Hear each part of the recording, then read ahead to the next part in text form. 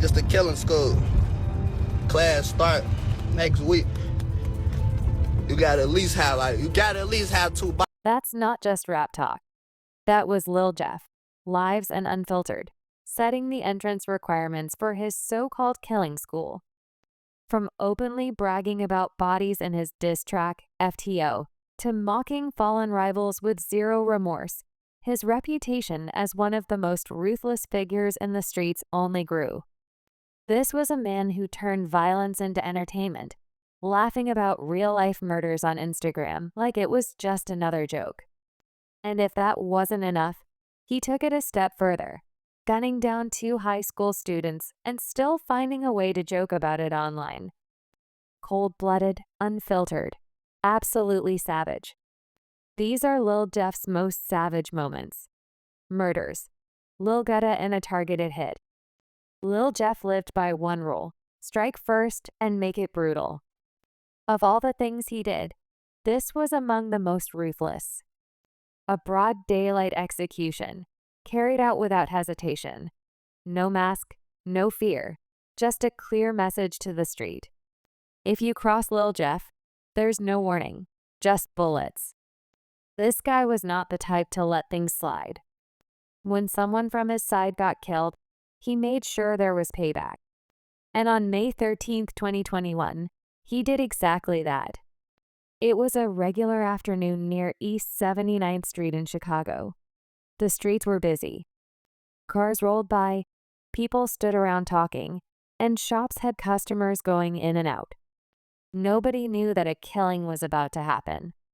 Lil Jeff had been watching Lil Gutta, real name Ronnie L. Sistrink Jr., for moving like he had no enemies, walking through the city without a care. But his name had already been linked to Cruz's murder a month earlier. And that was a serious problem. Whether Gutta had actually been involved didn't matter. What mattered was that Jeff believed he was. Jeff waited for the right moment. He wasn't the type to rush things. Gutta had just come out of a storm. Completely unaware of what was coming, Jeff moved in quickly. No words. No warning. Bang. The first shot hit Gutta in the chest. His body jerked, and his phone fell from his hands. Before he could react, another shot, then another. Each one meant to make sure he wasn't getting back up. People screamed, some ducked, others ran. Jeff didn't stick around. He walked off, blending into the crowd like nothing had happened. By the time police arrived, Gutta was already dead. Witnesses had seen what happened, but no one was willing to talk. The streets knew who was responsible, but no one wanted to be next. A daytime hit was already a moment that had the streets whispering. But Jeff didn't just stop there. He took his savagery to the mic and turned 7 bodies into lyrics. Boasts about killing 7 people in FTO. The drill scene had always been filled with bold lyrics and street talk. But in March 2024, a song dropped that had people questioning whether the words were just music or real confessions. The track was called FTO, and as soon as it hit the streets, it became one of the most talked about songs that year. Lil Jeff and Vert had been teasing the release for weeks. When it finally dropped, the energy was violent, raw, and reckless. The lyrics had no filter. Jeff rapped about taking 7 lives, bragging like it was just another achievement. The way he delivered it was too specific, too detailed, making people wonder if he had really done everything he claimed. But one part of the song stood out more than anything else. Jeff called out Lil by name, mocking his death with the line, "Lil, dumma in a pack. We smokin' it" wasn't just a disrespectful line. It was a direct celebration of someone's murder. That was not the only part that got people talking. Another verse mentioned how his old friends, whom he used to be cool with, have now become his ops. He also mentioned how his crew had shot so much on Rhodes Avenue that their enemies had to shut down their drug spots. If true, this meant his side had not just taken lives, but also taken over entire trap operations, forcing their rivals to leave the area. The song spread fast. It was played in cars, blasted at parties, and debated in drill forums. People argued about whether Jeff's claims were exaggerated or if he had really dropped 7 bodies. No matter what the truth was, one thing was clear. Jeff had no fear of what he said or who heard it.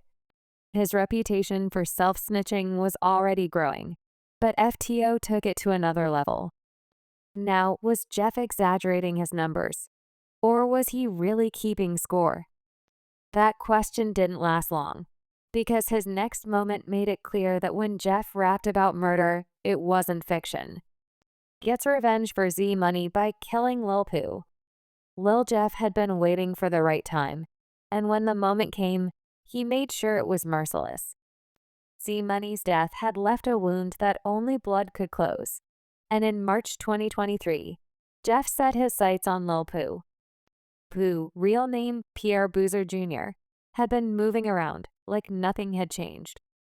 He still showed up in familiar places, still laughed with his people, still acted as if his name wasn't being whispered in the streets. But Jeff had already decided that Pooh wasn't going to see the summer. The plan was set in motion days before. Jeff didn't move sloppy. He didn't just roll up and start shooting. Instead, he let Pooh's own routine work against him. He sent word through mutuals, spreading talk that a certain block was safe again. Knowing Pooh would heal, Pooh took the bait, showing up like nothing was wrong. That night, the trap was set. Pooh pulled into the driveway of his home, the place he always returned to. After a long day, he stepped out of his car, nodding at someone. He recognized the night was quiet with only the distant hum of the city in the background. Everything seemed normal. Then the lights in the lot flickered a small moment, barely noticed. But in that second of distraction, a figure moved out of the shadows. The first shot hit Pooh's leg. He dropped to the ground, grabbing his knee, trying to crawl toward his home.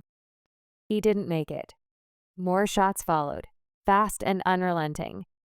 The last one hit him in the back of the head, leaving him face down on the pavement. A car engine roared, tires screeched, and the shooter was gone. Witnesses stood frozen, and when the police arrived, nobody had seen a thing. But the streets knew. A year later, Jeff made sure the message was clear when he left a comment on an Instagram post about Pooh. Confirming the motive, disrespecting Z Money came with consequences. Then came the leaked song days before Jeff's own death. He rapped about hiding in the grass, waiting to strike, describing the exact way Pooh had been caught. After taking out Lil Pooh, most would have laid low. But Jeff, he wasn't done proving himself. His next moment came fast, and this time bullets were flying from a moving car. Orders a drive-by on Black. Lil Jeff had made a lot of enemies, and when things got serious, he did not hesitate to remove them. In March 2022, the streets started buzzing about a drive-by shooting in Chatham. The target was Roger Lewis, known as Black, a 33-year-old OG who had been well respected in his area. Black had been standing outside his house that evening. He was talking with someone, not paying attention to the street, unaware that a car had been rolling by slowly. The people inside were watching him closely, waiting for the right moment. The driver kept steady, and the backseat window was slightly open. As the car crept closer, there was a brief pause. Then the sound of rapid gunfire filled the air. Black barely had time to react. He tried to turn, but bullets had already ripped through him. His body dropped near the sidewalk as the car sped off, disappearing down the street before anyone could get a good look at it. The neighborhood fell silent for a moment. A few people ducked inside their houses.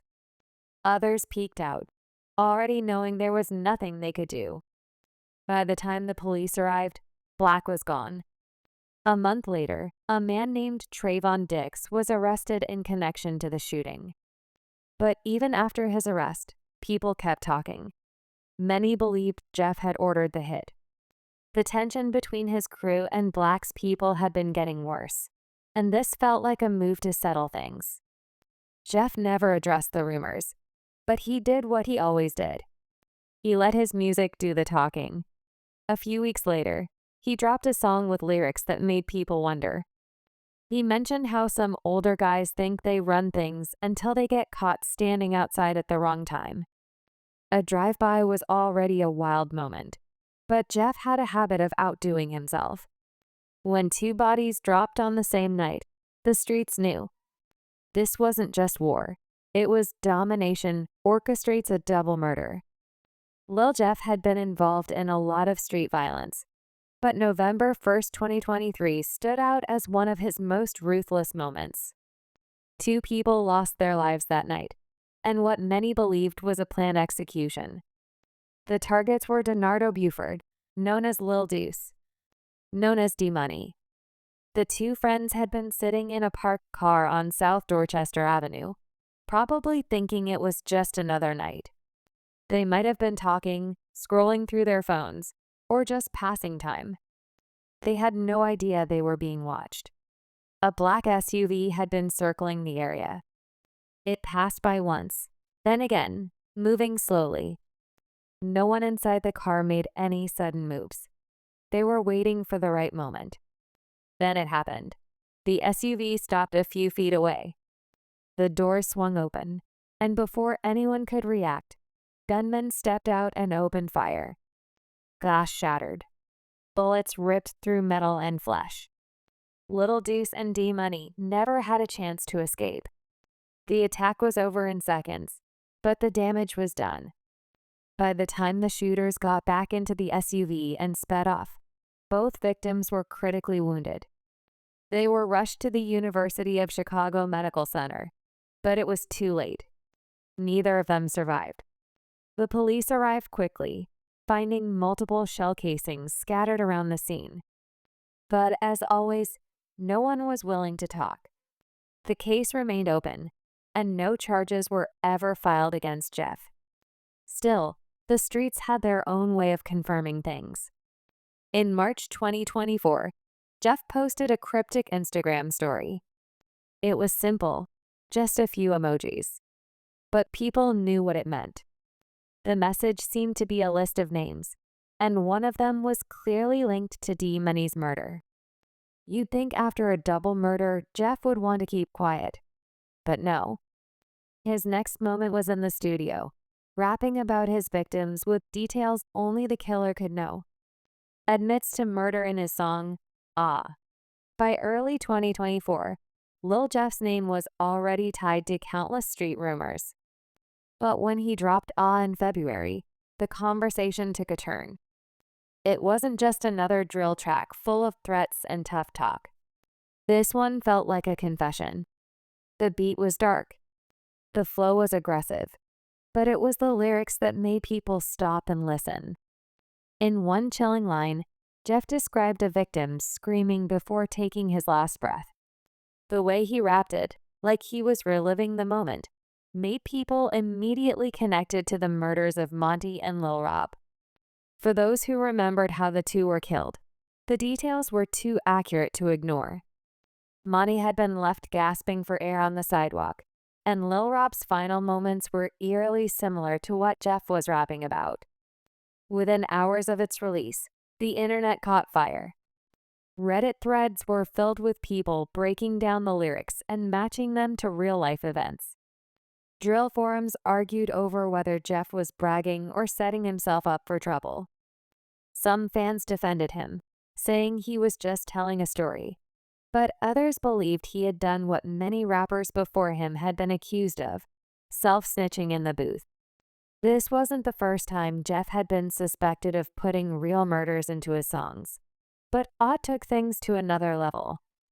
It wasn't just about who got hit or where it happened. This time, it was about how they died, what they said in their last seconds, and how Jeff felt watching it happen. He never responded to the accusations. He never clarified the meaning. But he didn't have to. The damage was already done. Rapping about bodies is one thing, but saying it live, That's a moment only someone who truly doesn't fear death would create. And Jeff, he laughed while updating his body count. Updates his body count to 10 on Instagram Live. The energy on Instagram felt different on the night of May 13th, 2024. Thousands of people were tuned in, waiting to see what Lil Jeff would say next. He sat in front of the camera, relaxed, flipping through a thick stack of money. His wrist shined every time he moved, the diamonds on his Rolex catching the light. The comment section moved so fast it was impossible to keep up. As the live went on, the conversation took a dark turn. Jeff started talking about the streets, about the people he had lost, and the ones who had lost their lives because of him. With a smirk, he leaned back and made a statement that shook everyone watching. The comment section exploded. Some fans hyped him up, while others were shocked. His enemies, whether they were watching or someone sent them the clip later, had all the information they needed. He made it clear that the body count had gone up.